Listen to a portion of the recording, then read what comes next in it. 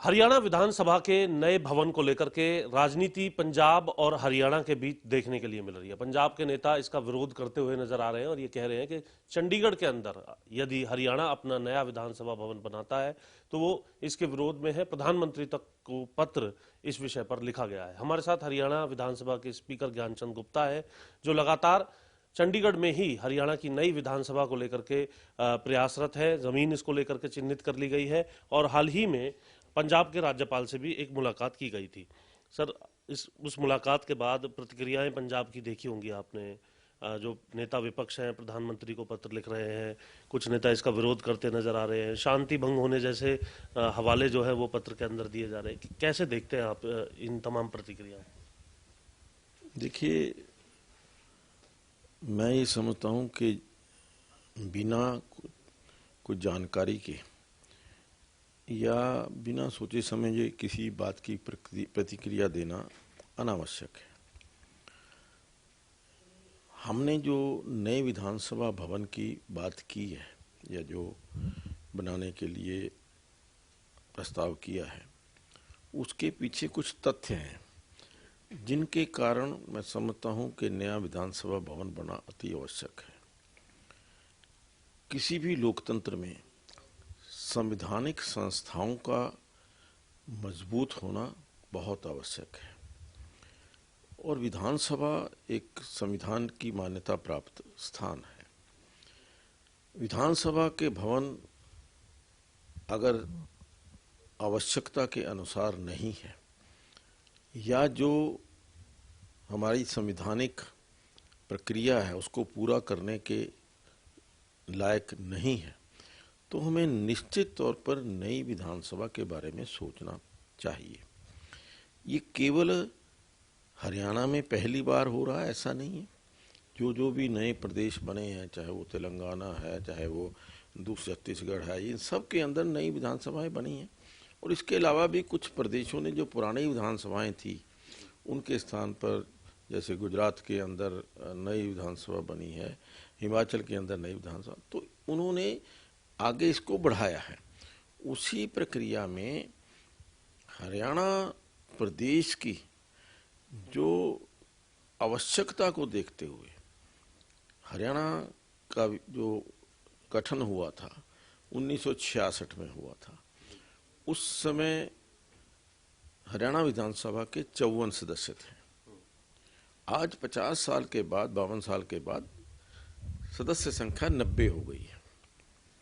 54 सदस्यों के लिए ये विधानसभा भवन काफी था, लेकिन धीरे धीरे बढ़ता गया और आज ये परिस्थिति है कि कोई एक भी नया विधानसभा का सदस्य 90 से 91 हो जाए तो हमें उसके लिए सीट लगाना बहुत मुश्किल है। 2026 का एक अनुमान था, कितने सदस्य हो? तो उसी चीज को देखते हुए और आगामी जो डिलिमिटेशन होने जा रहा है वर्ष 2026 के अंदर, उस जो आकलन आया है उसके मुताबिक इसमें 25 से 35 तक नए सदस्य आने की उम्मीद है। अब 2026 को बहुत ज़्यादा दूर नहीं है, उसके बारे में हमें अभी से सोचना पड़ेगा, विचार करना पड़ेगा। और उसके अलावा भी आज जो हमारी विधानसभा की परिस्थिति है, विधानसभा के अंदर, किसी भी अच्छी विधानसभा के अंदर जो विधानसभा सत्र के दौरान जो मंत्री हैं उनके कार्यालय के लिए उनको हर मंत्री को स्थान मिलता है। कोई ऐसी पूरे देश में ऐसी विधानसभा नहीं है, इवन पंजाब में देखिए कि हर मंत्री को उसके काम करने के लिए कमरा ऑफिस मिला हुआ, उसके पीए को, उसके स्टाफ को वो मिला हुआ है। लेकिन केवल हरियाणा प्रदेश एक ऐसी विधानसभा है जहाँ किसी मंत्री के पास कोई कमरा नहीं है, बैठने के लिए स्थान नहीं है। स्टाफ की बात तो दूसरी है। लेकिन सर, पंजाब इसका विरोध कर रहा है। आप दूसरी तरफ हरियाणा की बात करें, मौजूदा विधानसभा में भी आप बताते हैं कि जो हिस्सा है 27% मिला हुआ है, 40। बिल्कुल, देखिए वो भी एक 1966 से लेकर के आज तक हरियाणा अपना हिस्सा मांगता रहा है। 60 और 40 की रेशो में हरियाणा और पंजाब को जो विधानसभा का हिस्सा मिला था, लेकिन अभी तक 27% हिस्सा हरियाणा को मिला है। 13% हिस्सा अभी भी पंजाब के कब्जे में है। मैं तो उन सभी जो हमारे नेता जो इसका विरोध कर रहे हूँ कि आज तक उन्होंने कभी ये नहीं कहा कि भाई ये हरियाणा का 13% हिस्सा आप क्यों नहीं देते जब हमें जरूरत है। लेकिन आज मैं समझता हूँ कि जिस प्रकार से मैंने कहा मंत्रियों के लिए विधानसभा की जो कमेटियां हैं वो बहुत इंपॉर्टेंट कमेटीज हैं। हमारे यहाँ 15 कमेटीज हैं। किसी भी एक चेयरमैन के पास किसी भी उनके बैठने की व्यवस्था, उनके स्टाफ की व्यवस्था, कोई हमारे पास स्थान ना होने के कारण हम नहीं कर पा रहे हैं। सभी विधानसभाओं के अंदर अलग अलग चेयरमैन को अलग अलग कमरे मिले हुए हैं, अलग अलग उनको स्टाफ मिला हुआ, लेकिन हमारे यहाँ नहीं है। यहाँ इवन जो लीडर ऑफ द अपोजिशन है उनका जो कमरा है वो एक टेम्परेरी मेकशिफ्ट जैसा बनाया हुआ, प्लाईवुड का बना हुआ है। एक अच्छी गर्मा में विधानसभा के अंदर लीडर ऑफ द अपोजिशन एक अच्छा मंत्री का स्थान रखता है और वहाँ उसके बैठने की अच्छी व्यवस्था होनी चाहिए, ठीक व्यवस्था होनी चाहिए। आज मीडिया कितना बढ़ गया है। 1966 में 50 या 60 या 70 अखबार होंगे, आज तो हजारों की संख्या में बड़े बड़े अखबार आ गए हैं। आज जो हमारा मीडिया है, जो इलेक्ट्रॉनिक मीडिया है, पिछले 20-25 साल के अंदर इलेक्ट्रॉनिक मीडिया कितना बड़ा है और अब तो सोशल मीडिया भी आ गया। इन सभी चीज़ों को देखते हुए, आवश्यकताओं को देखते हुए हमने ये मांग की कि चंडीगढ़ में हमें एक 10 एकड़ ज़मीन जो है वो दी जाए। और वो कोई हम मुफ्त में नहीं मांग रहे, हम कह रहे हैं कि उनके बदले ज़मीन हम देंगे आपको, नहीं तो पैसे देंगे। ये निर्णय तो चंडीगढ़ प्रशासन ने करना है। लेकिन इसके बावजूद मैं ये आपसे कहना चाहूँगा कि आज तक पहले ये लीटा क्यों नहीं बोली। इन्हीं ने जो किया हुआ, कांग्रेस के लोग।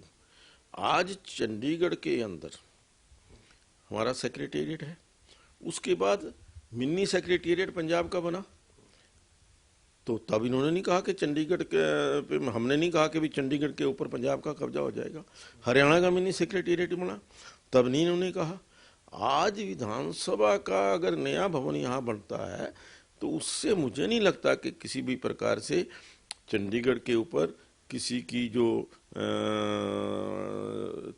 ताकत है या किसी का भी वर्चस्व है वो इससे बढ़ेगा या कम होगा। ये एक संवैधानिक संस्था को मजबूत करने के लिए एक हमारा प्रयास है। मैं तो सभी से अपील करूंगा, और इवन पंजाब यदि चाहता है, जैसा कि उनके मुख्यमंत्री आदरणीय श्री भगवंत सिंह मान जी ने कहा कि हम भी इसी प्रकार से यहाँ पर स्थान लेना चाहेंगे। हाँ, अगर उनको आवश्यकता है, उनको विधानसभा का काम करने में और जगह की ज़रूरत है, तो निश्चित तौर पर मैं कहूँगा कि उनको भी स्थान मिलना चाहिए, ताकि एक अच्छी लोकतांत्रिक परंपरा और एक स्वस्थ जो है संवैधानिक संस्था का निर्माण हो सके। ये मुद्दा कहीं SYL विधानसभा का अपना हिस्सा लेने जैसा, चंडीगढ़ पर अपना अधिकार को लेकर के जो तमाम राजनीति चल रही है, अनसुलझे जो मुद्दे हैं, उसकी तरह नई विधानसभा का भी ये सपना तो नहीं बना रह जाएगा?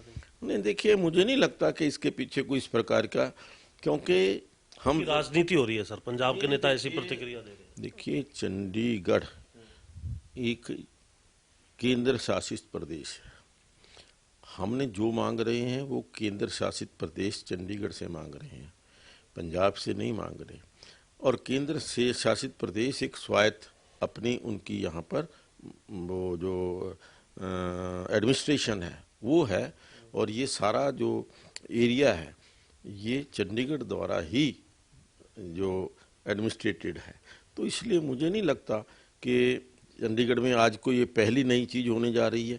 इससे पहले भी जैसा मैंने कहा कि पंजाब का जो मिनी सेक्रेटेरिएट बना, हरियाणा का मिनी सेक्रेटेरिएट बना, अब यहाँ तो देखिए आज हिमाचल प्रदेश का हिमाचल भवन भी बन गया। प्रोसेस क्या रह गया है आगे, आपको क्या लगता है, और क्या उसमें कोई विलंब हो सकता है जो पत्राचार हो रहा है पंजाब के नेताओं? ये हमने अपनी तरफ से जो हमारी रिक्वेस्ट थी वो केंद्र सरकार को और चंडीगढ़ प्रशासन को भेज दी है, और उसके ऊपर जो भी प्रक्रिया होगी मैं तो निवेदन ही करूंगा आपके माध्यम से, वो जल्दी से जल्द पूरी होनी चाहिए।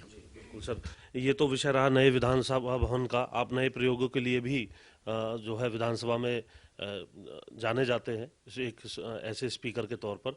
आपने अफसरशाही का मुद्दा जो विधायकों के साथ रहा, पहले भी कार्रवाई की है विधायकों पर। एक नया प्रयोग आप लाए कि कोई भी विधायक 21 दिन के अंदर, चाहे विधानसभा चल रही हो यानी, इस तरीके के प्रयोग लाए, कई नए प्रयोग आप लाते रहे।